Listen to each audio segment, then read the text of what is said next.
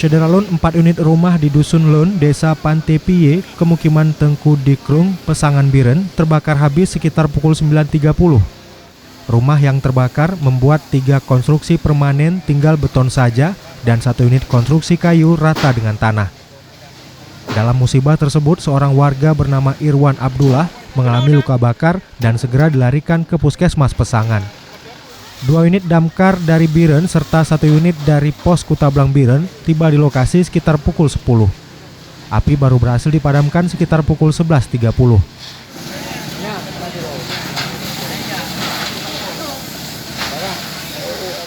Dampak dari musibah tersebut, 13 jiwa kehilangan tempat tinggal, berbagai barang rumah tangga, baju, dan lainnya termasuk surat penting ludes terbakar.